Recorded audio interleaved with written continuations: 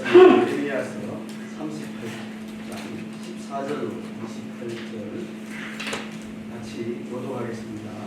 14절 시드기야 왕이 사람을 보내어 선지자 예레미야를 여호와의 성전 셋째 문으로 데려오게 하고 왕이 예레미야에게 이르되 내가 너에게 한 가지 일을 물으리니 한마디도 내게 숨기지 말라. 내가 시드기야에게 이르되 내가 너의 일을 왕에게 아시게 하여도 왕이 결코 나를 죽이지 아니하시리까. 하여 내가 왕을 원한다 할지라도 왕이 듣지 아니하시리라. 시드기야 왕이 비밀이 예레미야에게 맹세하니 이르되 우리에게 이 영혼을 지으신 여호와께서 살아계심을 두고 맹세하노니 내가 너를 죽이지도 아니하겠으며 너의 생명을 찾는 그 사람들의 손에 넘기지도 아니하리라 하는지라. 내가 시드기야에게 이르되 만군의 하나님이신 이스라엘의 하나님 여호와께서 이와 같이 말씀하시되 내가 만일 바벨론의 왕의 보관들에게 홍보하면 내 생명이 살겠고 이 성이 불살림을 원하지 아니하겠고 너와 내 돈을 지키려니와 너가 만일 나가서 바벨론의 왕의 보관들에게 행복하지 아니하면 이 성이 갈대아인의 손에 넘어가리니 그들이 이 성을 불살을 것이며 너는 그들의 손을 벗어나지 못하리라 하셨나이다. 시드기야 왕이 예레미야에게 이르되 나는 때에게 행복하여 하나님 때문에 염려하노라. 염려하여 갈대아인의 나라를 소리지르는 명이면 그들이 나를 조롱하려 하는지라. 예레미야가 이르되 그 무리가 왕을 그들에게 넘기지 아니하리이다. 원하옵나니 내가 왕에게 아뢰는 바 여호와의 목소리에 순종하소서. 그리하면 왕이 복을 받아 생명을 보전하리 하시리이다. 그러나 만일 행복함이 되지 못하시면 여호와께서 내게 주시는 진실을 쓰기를 얻으리라. 보라 곧 유다 왕궁에 남아있는 모든 여자가 바벨론 왕의 보관들에게로 끌려갈 것이요 그 여자들은 너에게 말하기를 너의 친구들이 너를 껴 이기고 너의 발이 진흙에 빠짐을 보고 물러가도다 하리라. 내 아래수와 저수는 너를 내게로 끌려가고 너는 그의 손에서 만나고 바벨론 왕의 손에 잡히리라. 또 네가 이 성으로 불살을 정하게 하리라 하셨나이다. 시드기야 예레미야에게 이르되 너는 이 말을 어느 사람에게도 알리지 말라. 그리하면 너가 죽지 않으리라. 만일 보관들이 내가 너와 말을 마음을 듣고 와서 내게 말하기를 내가 왕에게 말씀한 것을 내게 전하라. 우리를 숨기지 말라. 그리하면 누가 너를 죽이지 아니하리라. 또 왕이 내게 말씀한 것을 벗어나라 하거든. 그들에게 대답하되 내가 왕 앞에 간구하기를 나는 요나단의 집으로 되돌려 보내지 마소서. 그리하여 거기서 죽지 않게 하옵소서 하였다. 모든 군관이 예레미야에게 와서 보내 너가 왕이 명하는 모든 말대로 대답하였으므로 일이 편안하지 아니하였고 그들이 너와 말을 펼쳤더라. 있습니다. 예레미야가 예루살렘이 하나님의 그런 날까지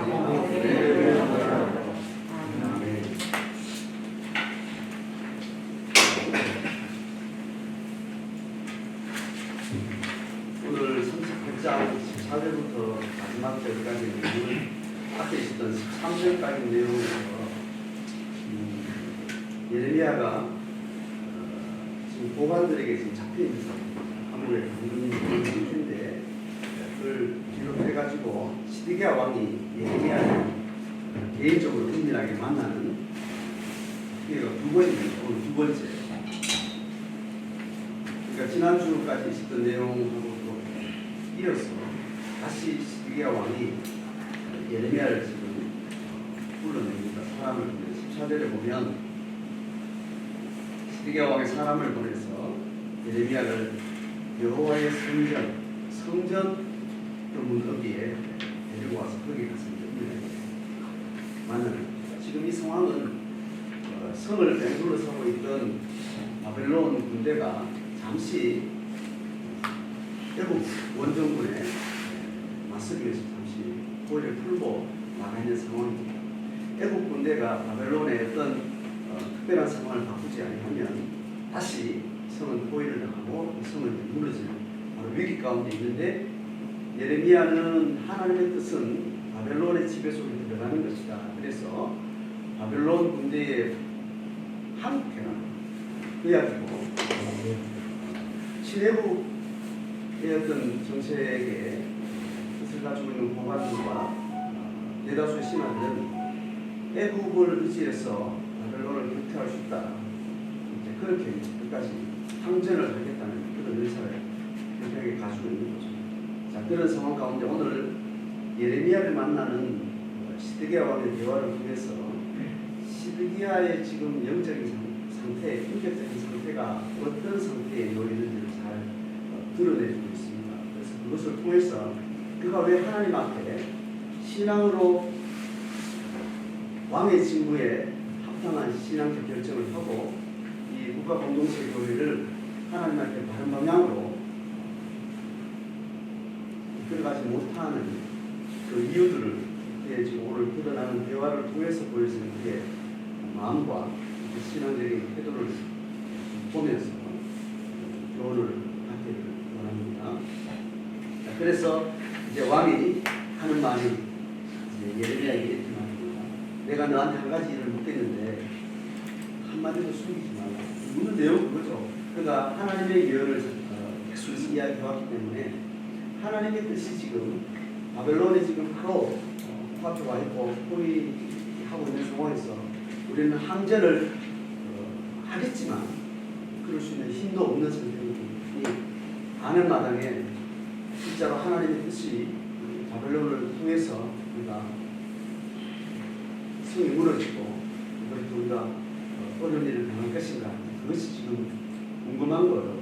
그렇게 해서 이제 하나도 남기지 말고 나한테 말해달라고 이야기하니까 지금 이 상태에서 예레미야의 지금 심정은 어떤가 하면 내가 이렇게 하는 말이 있습니다. 내가 이 일을 왕에게 하시게 해도 왕이지만 아마 하나님의 뜻을 묻게 될 거고 이 바벨론의 군대 앞에 우리의 운명이 어떻게 될 것인가를 지금 질문할 텐데 이것을 다 말해도 결코 나를 죽이지 아니하시리까.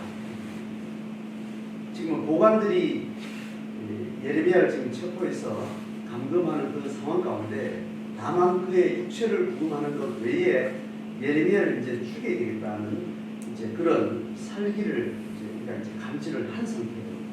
그리고 진창이 있는 그 안구덩이 감옥에 이제 넣었던 상태에서 이제 잠시 나와서 지금 이렇게 왕을 만나고 있거든요.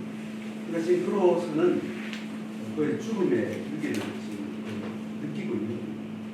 그렇게 하나님의 뜻을 전하고 또 그걸 받아들이지 못하는 그들의 상황, 그들의 상태, 이제 예레미야에게 아주 극단적인 적대감을 가지고 이제 죽이려고 하는 그 의도를 간파한 상태에 그가 심리적으로 이렇게 눌려 있는 거예요. 가령 내가 왕을 원한다 할지라도 왕은 듣지 않을 겁니다. 내가 지금 하는 말이 왕이 하는 질문 앞에 하는 말이 아마 왕은 그것을 못 받아들일 겁니다.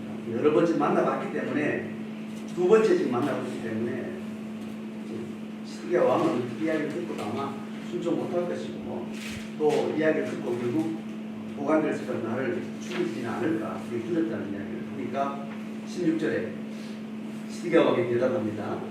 우리에게 이 영혼을 지으신 여호와께서 살아계심을 두고 맹세하노니 내가 너를 죽이지도 아니하겠고 너의 생명을 찾는 그 사람들의 손에 넘기지도 아니하겠다. 자기도 죽일 의사가 없고 그리고 너를 죽이려고 하는 보관들에게도 내가 너를 넘기지 않고 내가 너를 보호해주겠다는 약속을 합니다. 그 약속의 전제가 뭐냐면 살아계신 하나님을 두고 맹세한다는 거예요. 이 영혼을 지으신 하나님께 살아계심을 두고 맹세한다.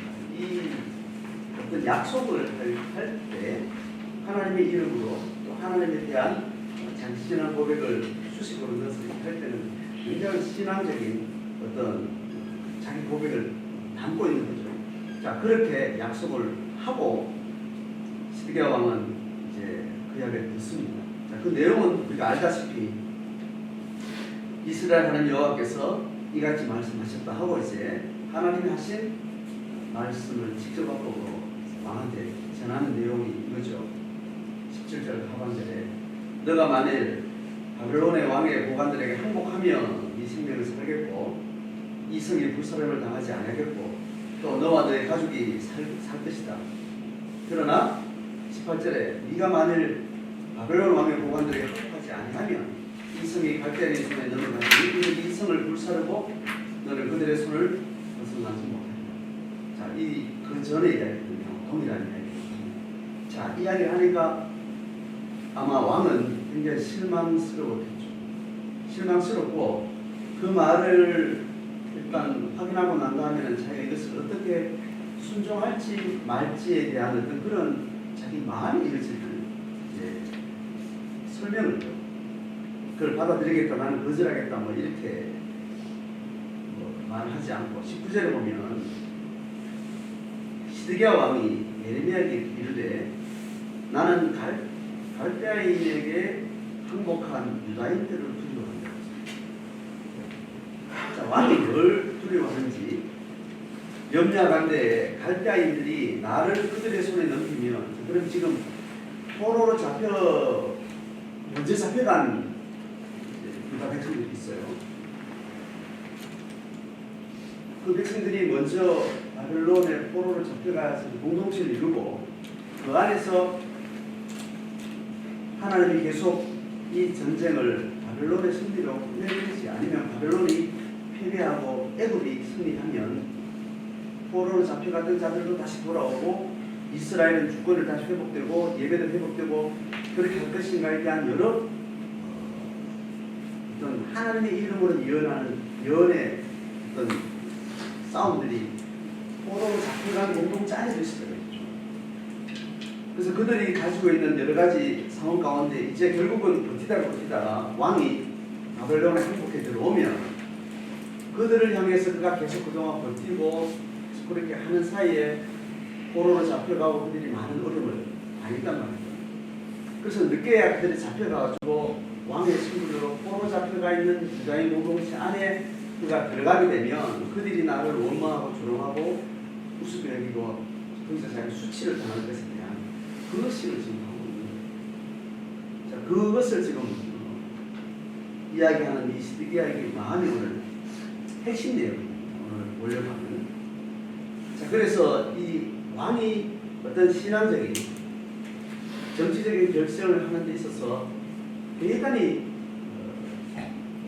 우유부단하고 또 무책임하고 또 사람들이 자기를 우습게 보는 이런 시선에 대해서 굉장히 사로잡혀 있는 그의 심리를 보게 됩니다. 이렇게 한두 가지 사건 통해서 시드기야 왕이 왜 그렇게 많은 하나님의 예언이라고 듣고 그 상황을 수도 없이 듣고 이야기했는데도 불구하고 왜 이 시드기야 왕이 이러고 있는가? 이제 우리가 지금 이 선지자를 통해서 들으면 참 안타깝고 한심하고 지금 그런 마음이 왜 그런가? 이제 그런 게 오늘 이제 단서를 통해서 드러나게 됩니다. 시드기야 왕은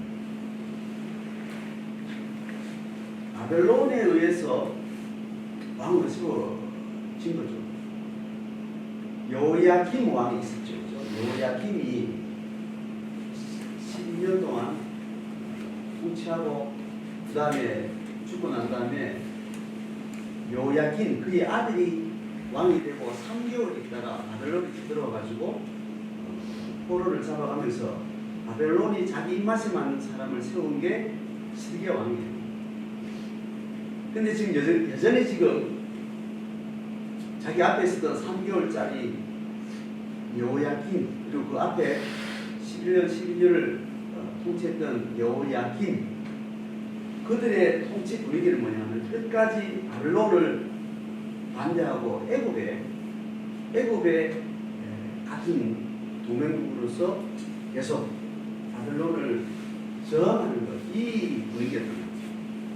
그러니까 지금 고관들도 그렇고 그동안 정치적 방향도 그렇고 그들이 가지고 있는 입장은 신애굽의 반바벨론 입장인데 어느 날 낙하산 타고 그들이 저항하고 있는 적대적으로 지금 두고 있는 바벨론의 군사의 힘에 의해서 그렇게 낙하산 타고 뚝 떨어지는 거예요. 그러니까 굉장히 난처한 시드기야의 지금 상황. 자기는 왕 될 욕망도 없었고 그런 처지도 아니었는데 자기를 들여다 왕이라고 최고 뽑기 전에 최고 통치권자가 세워진데 이때 온 국가와 정치 지도자들의 흐름은 자기를 세운 그 바벨론에 대한 적대적인 마음을 가지고 있는 거예요. 그리고 그 대부분은 애굽과 긴밀한 관계 속에서 다만 정치적 입장을 애굽에 둔 것이 아니라 지난주에 얘기했다시피 이 고관들의 친애국적인 성향은 그냥 정치적 방향에 대한 의사만 관점을 가지고 있는 것이 아닌 거예요. 실제로 애굽의 고위직의 사람들하고 연관을 가지고 있고 교류를 하고 있고 정치적 연대를 하고 있고 또 애굽이 가지고 있는 문화적인 또 사회적인 어떤 좋은 것들을 자기들이 취하면서 자녀들을 그렇게 공부시키고 또 거기에 관계를 맺게 하고 애굽이 주는 모든 유익들을 자기들이 향유하면서 그런 입장을 가지고 있는 거예요. 그러니까 지금 이스라엘 지금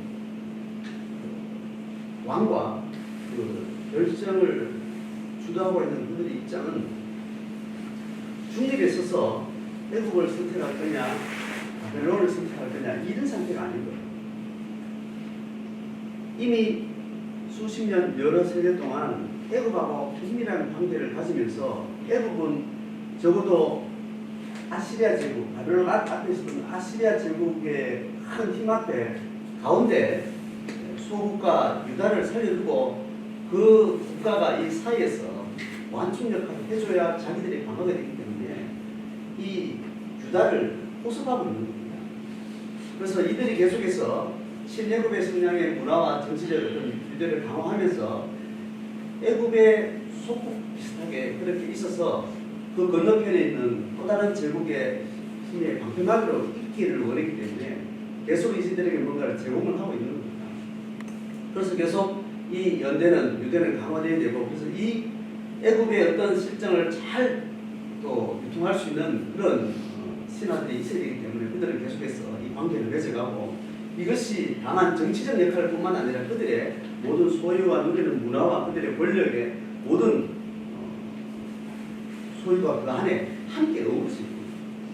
그러니까 나는 철저하게 애굽이 주는 모든 안정에 대한 보장 그리고 개인적인 어떤 유익들을 함께 누리고 그걸 되물려가면서 그렇게 나는 이 신하로서 있는 입장에서 이제 바벨론이 들어오면 자기의 가세는 완전히 무너지는 거예요. 한 국가의 존립은 더 큰 제국에 의존해서 생존할지 모르지만 개인의 사적인 유익은 그리고 그의 사회적인 어떤 영향은 완전히 바벨론 쪽에 우리가 새로운 관계를 맺게 되면 그동안 애굽의 관계 사람 그것을 거의 다 수청을 당하거나 다 어려움을 받거나 완전히 그렇게 개인적으로도 그렇고 가정으로도 그렇고 완전히 삶의 기반이 완전히 없어지는 거예요. 차라리 나는 국가는 망할지언정 나는 이 개인적인 관계로 나는 국가에 붙을 것이다. 이런 사심이 반드시 들어가게 됩니다. 특별하게 하나님을 향한 신앙의 힘이 그 모든 사회적인, 국가적인, 또 개인적인 것들을 붙드는 힘이 없다면 그렇게 되는 거죠. 자, 그런 상태에 이 신하들의 흐름이 친애굽의 성향을 가진 사람들은 강력하게 왕을 그렇게 뒤흔들게 되어 있고 그리고 그 모든 사람들이 그들이 적대하는 바벨론에 의해서 세워진 왕됨의 정통성을 또 그렇게 신뢰하지 않는 입장들은 또 계속 견제하게 됩니다. 그러면서 아마 이 시드기야는 계속해서 심리적으로 그들에게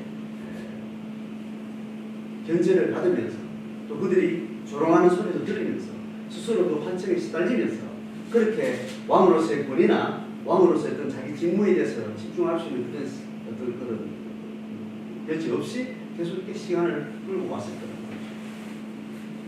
자, 이게 지금 시드기야 왕의 심리적 상태로 추정해 볼 수 있는 거예요. 그러니까 지금 그가 마지막 남은 고민도 국가가 망하느냐 하나님 뜻이 어딨냐 이 관심이 아닙니다. 그가 지금 마음에 가장 두고 있는 것은 내가 누구한테 수치를 당하지 않을까. 계속 자기가 수치를 당하는 것에 대해서 조롱당하는 것에 대해서 자기 존재감이 어떻게 이렇게 짓밟히는 것에 대해서 계속 심리적으로 시달려온 그런 상태에 있는 겁니다. 그러니까 지금 이 상황이 그가 염려하는 이 상황도 객관적으로 봐도 합리적이지 않은 게 포로로 잡혀간 그 나라에서 그들의 백성들의 공동체 안에 그가 넘겨진다. 이런 일도 있지 않죠. 만약에 바벨론 이제 통치자의 입장을 보면 포로들의 공동체가 있으면 그 포로들의 공동체는 철저하게 바벨론화되도록 그렇게 유도를 하고 정책을 핍니다. 그 안에 어떤 종교적인, 사회적인, 정치적인 어떤 구심점이 될 만한 큰 인물을 그 안에 던져놓지를 않아요. 따로 분리를 해서 관리를 하는 게 당연하죠. 근데 그는 이제 그런 염려에 해당하는 그 생각을 계속하면서 그걸 자꾸 의식을 하게 되고 거기에 사로잡혀 있는 그 마음 상태를 보게 됩니다. 자, 그런 상태가 있고 난 다음에 이제 예레미야가 한 번 더 이제 권면하고 하나님의 뜻을 이야기해요. 그가 그 무리가 왕을 그들에게 넘기지 않을 거다. 만약에 왕이 바벨론에 항복을 해도 그들이 그 포로 공동체에 넘기지 않을 거다. 이렇게 이야기죠. 원하오면 내가 왕에게 아련과 여호와의 목소리에 순종하소서. 그리하면 왕이 복을 받아 생명을 보존하리라. 자, 이야기를 쭉 다시 한번 권면을 하고 이제 대화 나오면 끝이 나는 겁니다. 대화가 끝맺을 때 24절에 다른 이야기가 합니다. 시드기야가 예레미야에게 이르되 너는 이 말을 어느 사람에게도 알리지 마라. 그래야 네가 죽을 거다. 어떤 말이요? 왕한테 또 바벨론에 항복하라. 그 이야기를 또 했다는 겁니다. 아마 고관들이 이걸 이제 듣는 것을 염두에 두고 이야기를 했겠죠. 고관들이 안 그래도 죽이려고 하는데 붙들려 있는 상황에도 왕에게 가서 그런 말을 했다는 말을 들으면 뭐 바로 죽일 거다. 이렇게 이야기를 하는데 그 이면에 시드기야는 예레미야를 염려하는 것보다도 그 친애국 그 신하들한테 또 이야기를 또 들으면 자기가 어려질 것에 대한 의식도 역시 드러나게 되는 거죠. 그래서 25절에 이렇게 말합니다. 만일 고관들이 내가 너와 말했다함을 듣고 너에게 말하기를 고관들이 이제 물을 거다는 거죠. 예레미야에게 네가 왕에게 말한 것을 우리한테 말하라. 숨기지 말라. 그러면 내가 너를 죽이지 아니하리라. 또 왕이 니한테 한 말이 뭐냐? 묻거든. 26절에 이렇게 대답하라는 겁니다. 내가 왕 앞에 간구하기를 나를 요나단의 집으로 되돌려 보내줘. 요나단의 집은 그가 고관들에 의해서 잡혀있던 구덩이 감옥이 있던 그 장소입니다. 그래야 거기서 죽지 않게 하소서 목숨을 구걸하는 그 이야기만 했다라고 우리가 말하라.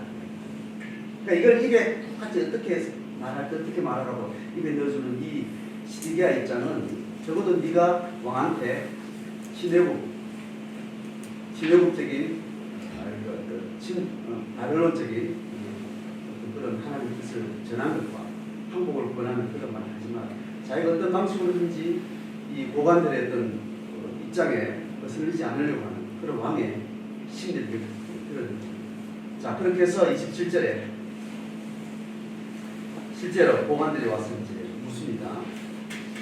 그가 왕이 명령한 모든 말대로 대답하였으므로 왕이 예레미야에게 말하기를 그들이 말하면 네가 하나님 뜻을 말하는 걸 말하지 말고 너의 목숨을 구걸해서 요단의 집을 감옥으로 보내지 말아라고 그 말만 했다라고 이야기하라 그러니까 그대로 또 말을 하고 그래서 왕하고 예레미야가 이야기했던 건 탈로되지 아니하고 그렇게 그 대화는 끝이 납니다. 그래서 28절에 예레미야가 예루살렘이 함락되는 날까지 감옥들을 거기서 머물게 됐다. 자, 이게 요 내용 전체예요. 자, 이 왕이 지금 취하고 있는 태도, 하나의 뜻을 순종할 수 없는 그랬던 내적인 상황, 자, 이걸 오늘 두 가지로 보면 좋겠습니다.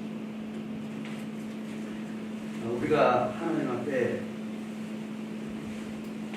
신앙의 어떤 중심을 가지고 내가 이렇게 하나님 뜻을 순종해 나가는 하나님 뜻을 순종해 나가는 그 우리의 결정, 그런 실천, 거기에는 결국 우리가 어떤 실천을 하기 전에 우리 마음속에 있는 뜻이, 우리의 의지가, 우리의 고백이 정직하게 내 마음에 정상적인 작용을 하고 또 그 결정을 본인이 해나가는 거죠. 누가 그러다가 하나님 뜻을 순종하게 하는 건 아니잖아요. 하나님 뜻을 순종한다는 것은 그 하나님을 향한 내 믿음의 고백이 나의 온전한 인격적인 자기 것이 되었을 때 그 고백을 내가 지적으로 깨닫고 의지적으로 결정하고 그 다음에 행동하는 거예요. 지금 시드기야 왕이 그렇게 못하는 것은 하나님을 향해서 아까 약속을 할 때 영혼을 지으신 여호와께서 살아계심을 두고 명시합니다. 이런 신앙적인 어떤 전제를 두고 하는 이야기를 해요. 이게 이 사람 신앙이 아니지 않습니까? 신앙이 전부가 아니잖아요. 그 고백이 하나님이 그런 하나님이라고 내가 믿고 깨닫고 의심이 없이 그렇게 믿는다 할지라도 그 고백에 의해서 이 지금 하나님을 향해서 결정해야 될 어떤 결정 또 하나님 뜻을 이해하는 것 이게 전혀 다른 편에서는 전혀 진행이 되지 않는 거죠. 그래서 우리가 한 개인이 하나님 앞에 신앙을 가진다 했을 때 그 신앙의 완성은 그 고백의 내면에 있는 고백과 그의 깨달음과 그 깨달음이 내 삶 속에 어떤 선택하게 함과 그 선택에 의해서 내가 삶을 살아내는 것까지 다 같이 사람의 내면을 아래층이라고 보면 지하층이라고 보면 그 내면이 어떤 방식으로든지 어떤 상황 속에 드러나는 것입니다. 말로 드러나든지 그 말의 행위로 드러나기 위해서 지상층을 누르는 겁니다. 건물의 구조를 볼 때 하부 구조가 있어서 그 하부 구조에 의해서 건물이 드러나는 겁니다. 상부 구조는 적어도 1층에 기초가 한 층을 가지고 있어야 그 기초의 힘만큼 상부 구조를 세웁니다. 1층을 버틸 수 있는 하부 구조만 있는데 거기다 2층을 넣으면 그 위에 있는 2층은 위험하죠. 무너지게 되거나 문제가 생기는 거예요. 그래서 사람의 삶이라는 것은 그 사람의 내면의 인격이 삶으로 드러나는 이 양면성을 생각할 때 한 신앙을 이야기할 때 시드기야 왕은 그가 알고 있는 어떤 종교적인 어떤 관념과 어떤 신학적인 어떤 명제에 의해서 그렇게 신을 이야기하고 하나님을 이야기할지 모르지만 신앙은 하나님이 나를 주도하는 것이 됩니다. 내가 하나님의 이름을 가지고 뭔 이야기를 할 때 그 이야기하는 모든 전권이 내가 의도하는 것을 뭔가를 하려고 할 때 거기에 하나님의 이름을 붙이는 이거는 신앙이 아니고 종교적인 어떤 패턴을 가지고 사용하는 겁니다. 그게 하나님 됐든지 이방 종교가 됐든지 신의 이름을 이야기할 때 그 이야기하는 맥락 자체가 그 신이 나를 주도하고 있는지 내가 그 신의 이름을 가지고 내가 뭔가를 주도하고 있는지 거기에 의해서 신의 존재는 이미 결정이 나는 겁니다. 그게 기독교 신이든지 뭐 불교의 신이든지 어떤 형태로든지 신앙이 어떤 주도권을 가지고 그것이 표현되고 드러나느냐에 의해서 그 참된 신앙 그 종교의 진정성이 드러나게 되는 거죠. 그러니까 지금 시드기야 왕은 자기 뜻을 뭔가 관철해 나가는 그 과정 가운데 그것의 진정성을 확보하기 위해서 다른 사람이 믿도록 하기 위해서 하나님의 이름을 갖다 붙이게 되는 겁니다. 근데 자기가 지금 해나가려면 그게 지금 얼마나 강한지 그게 나중에 이제 드러나게 되는 거죠. 자, 그래서 결국 그는 왜 하나님 앞에 어떤 이 말씀의 순종을 못하는가 하면 그가 지금 붙들려 있는 것이 이거예요. 두려움입니다. 다른 사람이 나를 조롱하면 나는 조롱당하는 사람으로서 그게 존재의 가치를 그렇게 느끼고 있는 겁니다. 나의 나됨의 어떤 의미는 나 스스로에서 존재하는 존재고 어떤 의미를 담지하는 겁니다. 하나님이 인간을 지으셔서 하나님이 인간을 지어서 하나님 형상대로 지었다는 것은 하나님의 존재 가치하고 동질로 인간의 가치를 부여를 해서 만들어 놓은 겁니다. 그래서 그것은 하나님의 가치를 스스로 어떤 것에 의존하지도 않고 스스로 자기 스스로의 가치를 유지하고 또 발현해 나갈 수 있도록 인간의 내면 구조를 그렇게 만들었어요. 그래서 어떤 것에 의해서도 내가 지배받지 않고 내 스스로 결정하는 바에서 내가 살고 그에 대한 책임은 내가 지는 그런 방식으로 인격의 구조를 메커니즘을 이렇게 만들어 놓으셨다고. 그래서 내가 가지고 있는 의사, 가지고 있는 깨달음, 그것은 내 것이고 그것에 의해서 내 가치는 결정되는 거예요. 이것이 망가지면 내 존재 가치를 하나님이 만드신 스스로 자존하는, 스스로 존귀한 자기 존재 가치가 깨지게 되는 거예요. 그러면 내 살아있는 이유와 내 생명의 지속 가능성을 어디다 의존하는가 하면 타자에 의존하게 됩니다. 다른 사람이 나를 죽이면 어떡하지? 다른 사람이 나를 무시하면 어떡하지? 다른 사람에 의해서 또 환경에 의해서 내가 어떻게 결정된다는 그 세계관 속에 빠져들면서 내가 가지고 있는 가치를 상실하게 됩니다. 내 존재 가치를 상실하게 됩니다. 그러니까 내가 살기 위해서는 누군가를 의지해야 되고 내가 나로서 존재감을 확보하기 위해서는 어디에 의존을 해야 되니까 계속 그 길을 따라서 나는 가게 됩니다. 사람이 두려움에 사로잡힌다는 것, 사람이 어디에 자기 마음을 빼앗기고 있다는 것은 이런 흐름에 의해서 있는 거죠. 그러니까 지금 이 왕은 한 개인으로서 왕 이전에 왕이라는 어떤 직임과 은사를 받기 이전에 한 인간으로서 자기 존재 가치를 어디다 두는지 이미 그 자리를 상실한 사람입니다. 그래서 나는 목숨이 다른 사람을 위해서 내가 죽는다 하더라도 내가 쓴 가치는 어떤 방식으로든 위협당하지 않는다는 확신이 있으면 자기가 그 다음에 그 존재 가치를 가지고 자기가 결정해야 될 공동체에 있던 걸음에 대해서 자기가 결정해 나갈 수 있는 힘이 가는 생깁니다. 이 사람은 지금 그게 없는 거예요. 왕으로서 어떤 내가 일을 못했다, 실체를 했다, 이렇게 두렵다, 이런 수준도 아니에요. 내 인격 자체가 조롱당하고 두렵다.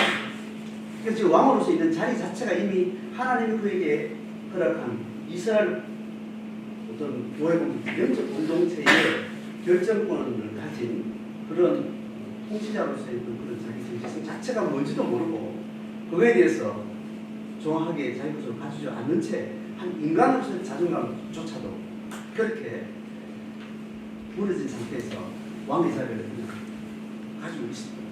그 상태인 거죠. 우리가 시드기야 왕이 가지고 있는 사회적인 위치가 아니더라도 우리는 두 가지 정체성이 있는 겁니다. 인간으로서의 존엄한 우리의 존재 가치가 있습니다. 하나님을 만나게 되면 우리는 이것이 확보가 됩니다. 영적인 상태로 죽음 이후에 오는 두려움이라는 근본적인 어둠에 대한 두려움에 어떤 연약한 우리가 하나님을 만나기 전에는 있지만 하나님을 만나고 나면 육의 생명뿐 아니라 영원한 생명에 대한 자기 존재 가치가 신께 하나님께 내가 붙어 있다는 걸 알게 되고 하나님 나를 지으신 분이고 나를 끝까지 책임지는 분이고 영원히 함께 살 분이라는 이걸 감각적으로 우리는 알게 되면서 내 존재 가치가 육으로 있든 영으로 있든지 하나님 외에 어떤 누구도 나를 건드릴 수 없다는 그 확신이 우리 속에 본능적으로 들어오게 되는 거죠. 여기에서 우리가 하나님이 하시는 일들을 할 수 있는 어떤 사회적인 상황적인 어떤 직임을 갖게 됩니다. 관계적 존재이기 때문에 남편의 아내로서 아이의 엄마로서 사회에서는 또 친구 관계에서는 어떤 방식으로든 개인적 관계든 사회적 관계든 내가 어떤 영향력 하에 누구 밑에든 누구 위에든 어떤 위치에 딱 들어가게 되면 거기서 하나님만이 나를 손댈 수 있는 나의 존엄한 가치에 대해서 확신을 가지고 있기 때문에 거기서부터 그는 하늘로부터 임하는 생명을 가지고 주변에 어떤 영향을 끼치도록 하나님께서 그에게 은사를 주시는 거예요. 그래서 각자의 삶의 분량 자체가 은사예요. 그는 여자든 남자든 사장이든 직원이든 그 자체의 독특성 때문에 그래서 은사라고 이야기하는 거예요. 그래서 동일하게 모든 사람이 준 은혜의 결과인 존엄한 가치 누구에 의해서도 난 지배받지 않고 나는 존귀한 하나님의 자녀라는 이 밝은 빛과 같은 이 의지와 이 확신이 그 독특한 삶의 영역에서 빛을 발하게 되어 있습니다. 거기서 빛을 발하는 순간 동안 이 길을 갈까 저 길을 갈까 이걸 할까 저걸 할까 할 때 자기 은사에 합당한 하나님의 뜻을 실행하는 사람으로 거기 있는 거죠. 왕이 됐든 엄마가 됐든 사장이 됐든 한 시민이 되었든 거기서 하나님의 뜻이 뭔지 헷갈리면 모르지만 확인되는 순간 그것을 실천하는 데 두려움이 없습니다. 자기 대가를 지불합니다. 자기 목숨까지. 이게 하나님의 사람이 신앙 안에서 들어가는 두 가지 근거가 됩니다. 시드기야는 위에서 첫 번째 이야기에서 자기는 뭐가 두려운지 이게 두려워요. 이런 상태이니 정상적인 하나님의 이름으로 한 인간의 기본적인 확신, 이 신념조차도 확보되지 않은 상태이기 때문에 왕으로서 결정할 일들은 다 생각도 못합니다. 자, 그런 상태에 결국은 이스라엘 공동체 이렇게 무릇을 내리고 우리가 다시 한번 우리를 돌아보면서 우리가 확인이 되는 것은 뭐냐면 내가 뭘 원하는가? 내가 어떤 확신이 있어서 그 확신에서 나는 뭘 하고 싶은가? 그게 내 안에서 발견되지. 그래서 우리가 신앙을 이야기하기 전에 일반 은총 영역에서 한 인간의 자존감과 그의 존재 가치가 자기 안에서 세워집니다. 신을 이야기하기 전에, 하나님 이야기하기 전에 그게 자존감의 힘이 네가 어디서 왔냐 물을 때 하나님부터 왔다 이렇게 말할 수 있지만 일반 은총 영역은 신 이야기 빼고 종교 이야기 빼고 한 인간으로서 믿는 사람이 보든 안 믿는 사람이 보든 그 사람의 자존감은 그 사람 속에 있는 게 발견되어져야 되는 거예요. 그럴 때 두 사람이 있다면 둘 다 자기 존재 가치에 대해서는 추워도 밖에 영향을 받지 않는 확실한 자기 자존감이 있어서 자기가 결정하는 바, 확신하는 바에 자기가 결정하고 책임도 자기지는 그런 뚜렷한 인격적인 건강을 드러나는데 그게 자기 안에서 그냥 스스로 일어날 수도 있어요. 근데 그것이 종교적 체험을 통해서 그것이 하나님으로 왔다는 분명한 고백을 할 수 있는 사람들이 이 사람을 신앙인이라고 이야기하는 겁니다. 이 사람은 하나님 형상으로 지음받은 인간의 건강한 모습이 일반 성경에서 발현되어지고 그렇지만 아직 그는 그 이유가 하나님께로 왔는지는 아직 깨닫지 못하고 간증할 수 있는 안 되기 때문에 비신앙인으로 있는 거예요.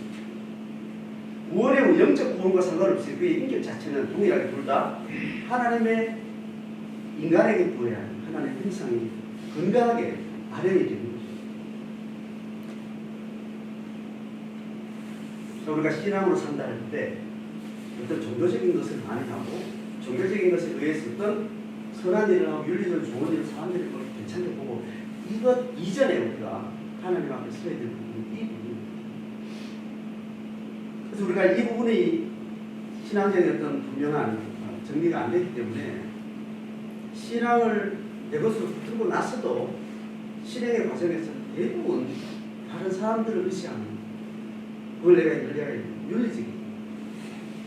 윤리적 수준에서 뭘 어떻게 해야 되는지 거기 대부분 사로잡고 있습니다. 다른 사람한테 칭찬을 받아야지, 본이 되어야지. 이건 예수 믿는 사람만 이야기하는 게 아니잖아요. 그러니까 신앙의 사람은 누구한테 본되어야지. 이 수준이 어떤 필요 조건이 하지만 충분 조건은 아니에요.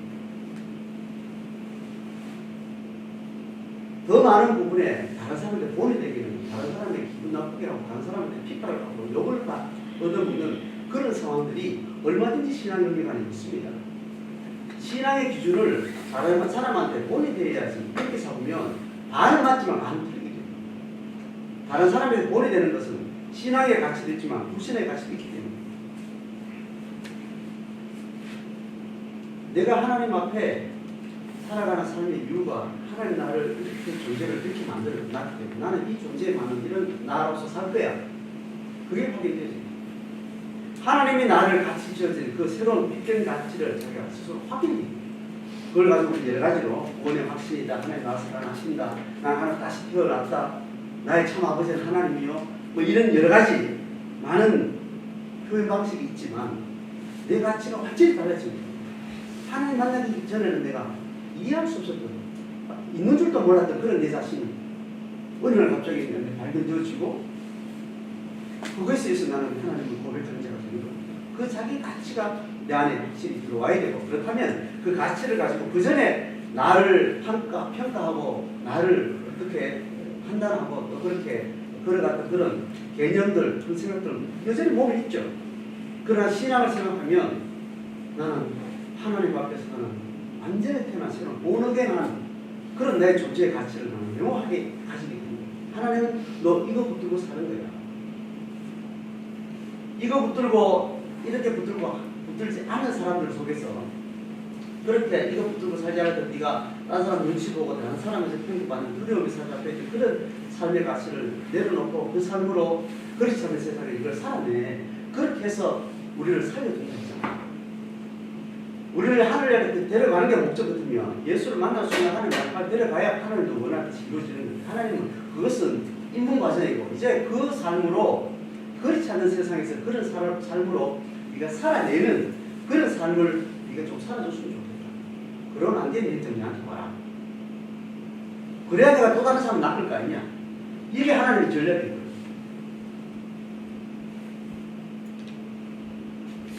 벗어야 될 것이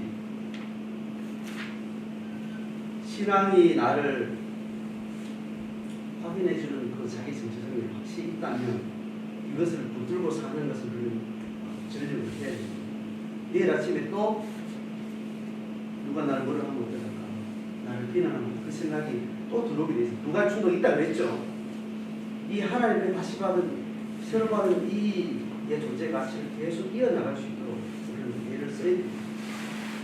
우리가 이겨야 되는 거는 버려야 되는 거는 두려워하고 염려하고 근심하는 이것이 다 이게 헛방이다.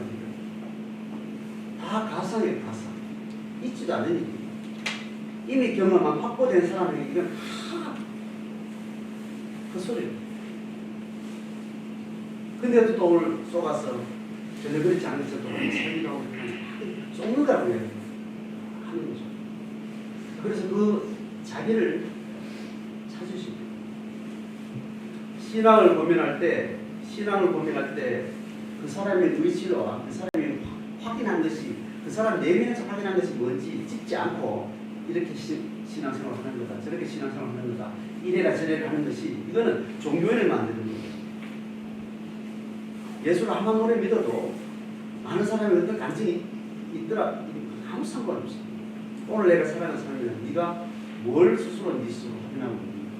그 확인한 너의 확보된 너의 신념과 고백을 위해서 그 신앙에 의해서 너는 뭘 결정할 건데 네가 하고 싶은 게 뭔데 그걸 물으시고 그걸 묻고 난 다음에 그렇다면 이걸 안내해 줄 수 있는 거예요. 이걸 해봐라 저걸 해봐라 해볼 때 살아 사는 것이 아니고 진짜 네가 좋아서 하는 일을 할 수 있도록 좋아서 하는 일을 해야 내 마음에 소원을 두고 행하게 하시는 성령의 은사를 따라서 일을 행하게 됩니다. 그렇지 않으면 다 그냥 좋은 일 하는 거예요. 남 보기에 좋은 일, 하나님 보기에 좋은 일. 이렇게 생각하면 적어도 그것이 내 것이 되지 않는 상태에서 하게 되는 거예요. 그렇게 하면 하나님 보기 좋게 해줄 것 같아서 그걸 또 하나님과 거래를 하게 되는 거예요. 내가 억지로 하는 어떤 대가식으로 하고 뭔가 받으려고 하는 이 심리가 발동하는 것이 확보된 것에서 확정하지 않으면 확보되지 않은 것을 내가 하고 나중에 얻으려고 하는 이거는 거래거든요. 하나님은 절대로 그렇게 일하지 않습니다. 여기서 우상이 또 다른 어떤 힘이 우리를 지배하는 그게 종교가 됐든지 어떤 다른 물리적인 어떤 심리가 됐든지 거기서 우상이 하나님 안에 어떤 것이 우리의 인격과 우리의 삶을 지배하는 이 메커니즘이 돌아가게 됩니다.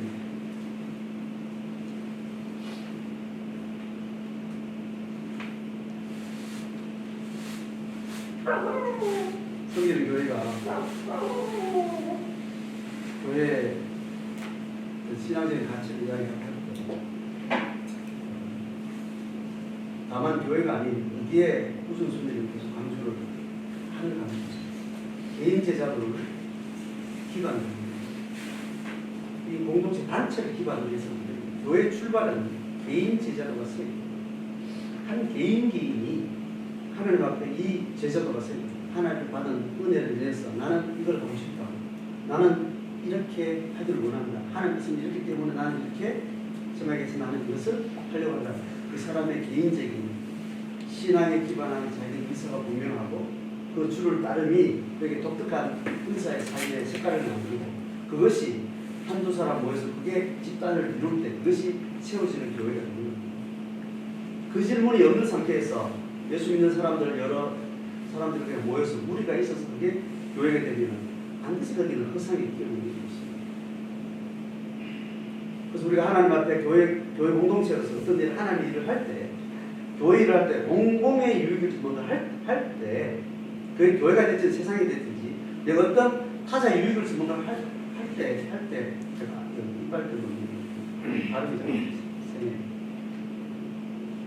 그때 내가 하나님께 받은 은혜의 편으로서 의사적인 삶을 살아가는 그런 주도적인 그런 개인이 될 때 거기서부터 교회를 해야 되고 거기서부터 내가 가정에서 하나님 이름으로 주어진 삶의 상황에서 하나님의 허락하신 삶을 살아가게 되는 거예요. 근데 가장 위험한 것은 뭐냐면 내 개인 제자도가 서지 않는 상태에서 교회 공동체에서 교회의 제자들의 모임 그 집단의 영적인 유익을 위해서 뭔가 하려고 할 때 여기에 괴리가 발생합니다. 나는 하나님 앞에 나는 다시 태어난 은혜의 감동에 의해서 나는 하나님의 잃어버린 형상을 찾은 자의 스스로 안에 만족한 하나님으로부터 만족한 어떤 밖에 외부의 필요가 없는 상태에서 나는 완전히 하나님께 충만한 그런 은혜의 입장에 서서 뭔가를 해야만 그것이 공동체에 영적인 유익을 줄 수 있는 문제예요.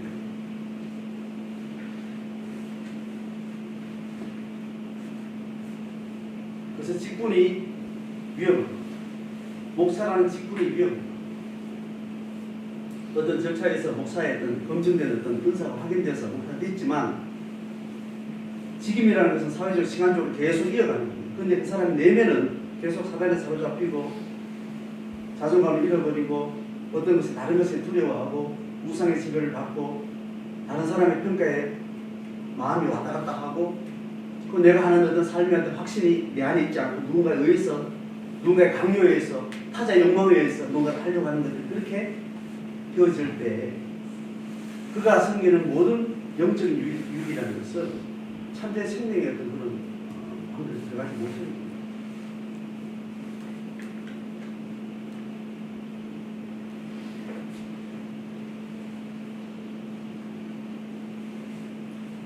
다시 10년 첫 주를 지나면서 다시 자신을 돌아볼 때 오늘 중요한 말씀에 당선은 나는 뭘 원하는가 다시 물으시고 내가 원하는 것이 바깥에서 들어온 뭔가 이것을 내가 원하는 건지 내 안에서 일어난 나로 이것을 뭘 원하는 건지 이거요. 사람들이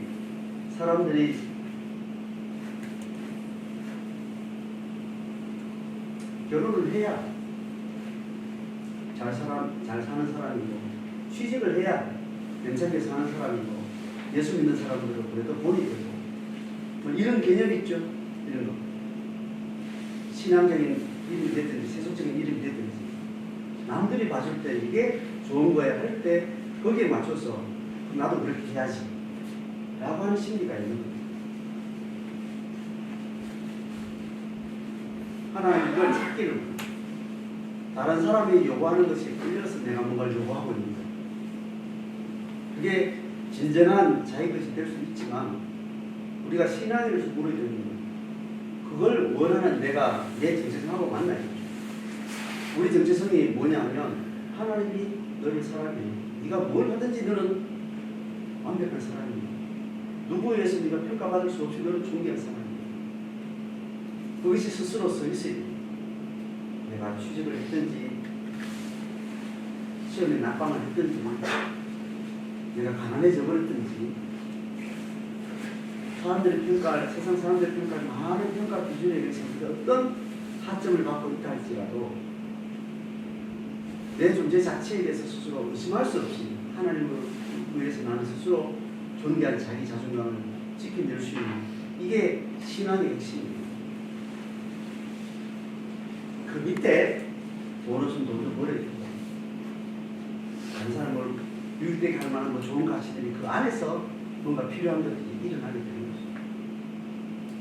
완벽한 자기 자존에 의해서 나는 뭘 하고 싶다 하는 것이 하나님을 보여주신 의사입니다. 다른 사람이 너는 취직해서 스스로 독립해라. 그래야 제대로 된 삶을 사는 거고 성인으로서 제대로 사는 거고 의미 있는 삶을 사는 거고 이렇게 이야기하니까 그런 줄 알고 여기서 난 그걸 하고 싶어. 그렇게 자기가 원하는 것이 어디에 연결되어 있는지를 확인을 하시고 이게 안 되면 직장을 취직해야 되는 게 이제는 원하는 거예요. 내가 직장 취직하고 싶어 하는데 그게 됐을 때 감사죠. 안 돼도 내 정체성이 무너지지 않는 게 그게 어디서 왔는지를 확인할 수 있는 방법들입니다.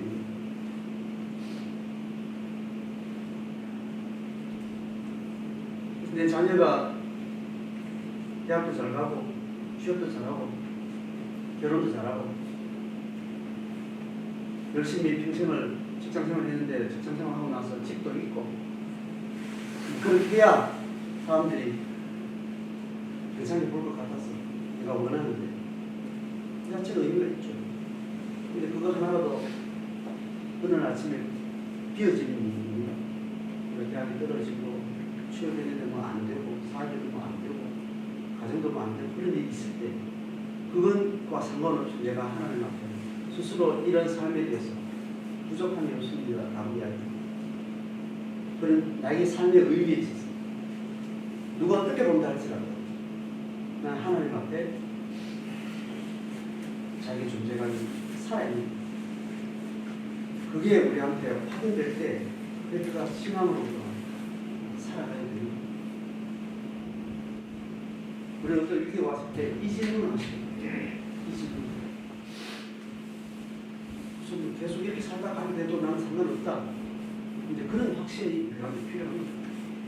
그래서 어떤 세상 사람들이 평가하는 모든 비주얼 다 점을 맞아도 그가 살아가는 데는 하나님 살아가는 데 전혀 문제가 없는 그런 삶을 살도록 하나님 우리에게 요구하십니다. 개인 제자도가 서예 스스로 삶에 있어서 교회생활을 어떻게 하고 뭘 하고 이게 이전에 일상생활 연결에서 내 살아가는 삶의 정서가 가치가 어디에 세워져 있는지를 하나님께 질문하시고 그 분명한 고백이 있다면 그 고백 위에 계속 살아갈 수 있도록 본인이 하나님께 살아가는 것이 신앙생활을 경건생활이고 그런 사람들 위해서 교회 집단에 목사가 있는 거 지책이 필요합니다. 그게 안 됐으면 그게 확실치 않으면 교회 와서 그게 확실하게 되는 그 배움을 위해서 배우는 하나님이 나를 존귀하게 지으신 그 하나님 구원의 확신이라고 말할 수도 있고 하나님 앞에 다시 태어나 자기를 발견하는 그 기회를 바라보고 교회 오는 거라는 거예요. 그거 외에 다른 짓을 교회에서 하면 안 되는 거예요. 이런 일을 하고 저런 일을 하고 의미 있는 일 있죠 하면 세상 나가서 뭐지 봉사활동에 재밌는 그런 일들 의미 있는 그런 일들 교회에서 그런 식대로 시간을 보내면 안 된다고. 내가 하나님이 확신을 얻기까지 해서 난 배움이잖아요. 영적 진리를 배우기 위해서 교회 공동체가 있는 거예요. 그건 제가 이야기한 부도자는 확신자 이전에 부도자는 하나님 앞에 내가 다시 태어나는 그 확신이 들기 전까지는 혼자 긴가민가했다 생각하고 안 하는데 그건 아직 과정이 있겠죠. 이제 누가 뭐라 그러면 나는 하나님 다시 태어났어. 하나님 나를 사랑하는 거야. 이걸 이렇게 체험을 하고 확신을 가졌을 때 그때부터 확신자가 되는 것이고 그 삶이 이제 일상생활 속에 그런 삶으로 살아갈 수 있도록 그가 계속 성장해 나가는 것. 그걸 돕는 것이 교회 공동체의 존재입니다. 그래서 교회가 이런 땅을 사놓고 성경의 땅을 사놓고 우리 이런 비전이 있으니까 다 갑시다 하고 끌고 이렇게 단체로 가는 거 이게 굉장히 흑상이랍니다. 무금리 땅을 사놨는데 여기서 뭔가 촬영하려고 사람들 필요한 걸 함께 갑시다 하고 간다는 게 이게 헛상이더라고요. 무금리 와서 뭘 하려고 하는 것은 내가 혼자 하는 삶이 신앙의 삶은 잘 안 되니까 성경에서 하자는 건데 아직 내 혼자 살면서 하나님의 이름으로 세상을 살려고 하는 그 힘이 아닌 내속 확보가 되지 않는 상태에서 이미 그렇게 하는 사람들하고 다시 그냥 어깨를 나가고 목에 이렇게 올려서 뭘 하니까 실제로 하려고 하니까 내 삶의 주를 따라 살겠다는 하나님의 나라를 따라 살겠다는 그 하나님의 뜻에 대한 질문이 갈급하게 아직 없는 사람이에요. 그런 사람을 모아놓고 내가 뭐 일을 하자고 그러는 성경교회뿐만 아니라 교회라는 집단이 뭔가를 신앙이라는 걸 하려고 할 때 그래서 문제가 생겨요. 그래서 교회는 한 개인 제자들을 통해서 그 삶에 하나님의 나라를 세우는 이런 개인 제자들을 모형하지 않고 교회라는 집단을 만드는 집단을 가지는 조직력과 물질과 어떤 사회적인 어떤 걸 가지고 하나님의 일이라 하는 것들만 그냥 하는 거예요. 그래서 선교도 하고 선교의 소명이 있고 하나님의 소명이 은사적으로 확인돼서 파송을 했는데 문제는 뒤에다가 선교 여행을 막 다니는 거예요. 선교 여행을 다니는 사람들이 선교를 할 수 있는 그런 내적 상태가 안 된 상태에서 선교 사명을 감당할 수 있는 자기 일상의 제자들 삶이 안 된 상태에서 선교라는 어떤 장이 하나님의 뜻이라고 생각하고 아무나 가서 선교하면 그 주위적으로 다니면서 기도도 하고 예배도 드리고 교회도 하고 봉사도 하고 만 일을 하는 거예요. 내가 신앙을 가지고 선교를 할 수 있는 그런 신앙, 하나님 나라의 삶을 내가 일상 속에서 제자로 살아가는 그 삶의 기대가 꽂히지 않은 상태에서 그런 사람들하고 다니면서 그런 일을 하는 걸 착각을 하게 됩니다. 제가 선교의 교회가 남다른 어떤 은사에 맞는 어떤 일을 교회가 봉사를 합시다 하면 은사를 받은 사람들이 봉사를 하고 선교를 합시다 하면 은사를 받은 사람이 선교를 하고 이렇게 가는 게 아니라 교회 공동 전체 방향을 어떤 사역의 어떤 방향을 가지고 공동체 삶이라는 방향을 달려와버렸기 때문에 하는 과정 가운데 계속 제가 발견되죠. 왜 일반 교회들이 왜 선교를 하는데 왜 이상하고 봉사를 하는데 많은 일을 하는데 그 사람 사생활들은 왜 이렇게 엉망이고 이 도대체 뭔지 그런 비슷한 형태가 선교의 교회 안에도 이미 어떤 사역을 했기 때문에 그런 일들이 생기는 거죠. 위험한 거죠. 그래서 복음을 전하는 게 아니고 내가 다니는 교회를 자랑하고 내 교회 다니는 목사님의 설교를 자랑하고 내가 다니는 교회 목사님의 인격을 자랑하고 그걸로 전도를 하면서도 이상하게 늘 제가 마음 찝찝했지만 목회를 한 20년, 30년 하고 나니까 그게 왜 그런지 이제 알겠는 거죠. 성경교회를 사역하면서 저도 보고 사역하면서 이 시간을 지나면서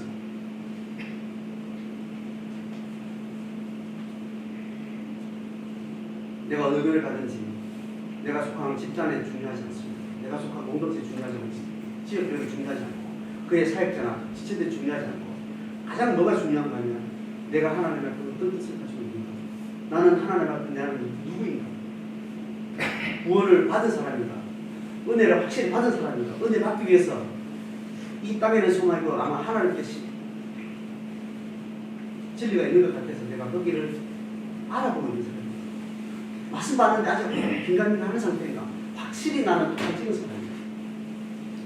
말씀 받으니까 심리적으로 내가 본 건지 다른 사람의 관점인데 그렇게 했으면 좋겠다 싶어서 나 지금 이렇게 하고 있는지 자기 마음을 들여다보는 훈련이 안 되는 게 일반적인 윤리적인 가치적인 사회의 타자의 욕망을 위해서 열심히 살아가는 이런 적어도 대한민국에 있던 인격적인 그런 대부분 내가 진정으로 원하는 것을 생각도 안 해보고 그것을 사수하는 그런 교육을 받지 않고 그렇게 살지 않은 삶이 대부분이에요.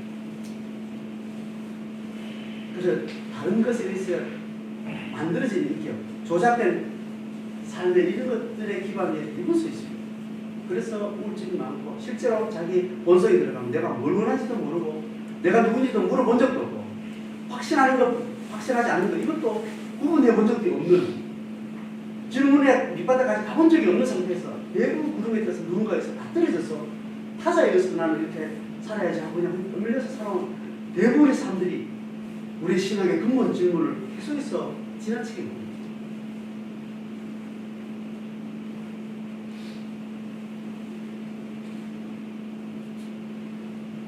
그 제가 목회하면서 한 개인을 인격적으로 세우고 목양하는 것이 나름대로 한다고 생각했는데 핵심적으로 하지 못한 목회를 해왔고 그렇게 배워왔고 일반 교회들은 대부분의 신앙생활들은 그 사람의 개인의 내면에 깊이 들어가서 하나님의 관계 안에서 그 영성을 세우고 인격을 세우고 그 원함이 성령의 뜻이 되어서 하나님과 함께 사는 삶에 대한 목양이 대부분 놓치고 있구나 그런 생각이 저는 점점 들게 되는 거죠. 그래서 교회는 집단을 이루는 교회가 위험합니다. 인격적인 관계로 가정교회로 소그룹을 잇는 그 교회가 진짜 교회에 집중할 수 있는 구조구나 이런 것들을 좀 생각을 많이 하게 되면서 교회는 어떻게 될까? 내가 어떻게 영적으로 섬겨야 될까? 그런 고민을 하게 되고 이게 단체를 모아놓고 제가 예배를 드리고 집례를 하고 이거 종교적인 서비스를 하는 이 기능도 충분히 영적으로 하나님 앞에 내면을 충분히 확인하고 하는 중요한 자리지만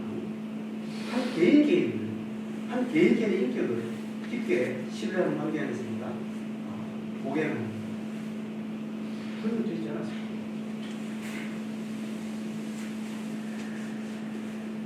그래서 교회 공동체가 강 목사는 강가원이라는 한 인격의 캐릭터에 맞는 스타일이고 안 맞는 스타일이고 다양한 캐릭터의 수없이 많은데 그 캐릭터를 수십 명을 한 사람이 될 때 맞춰서 그렇게 하는 것도 불가능합니다.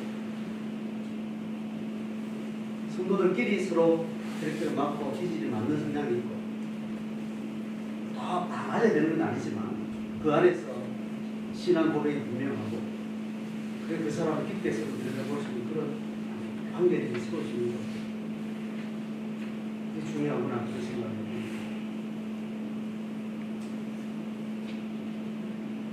신년이어서 이 말씀의 주제에 맞게 목회적인 이야기 좀 하게 되고 성경 공동체의 비전과 관계되는 그런 여러 가지 시각을 두서없이 나눴습니다.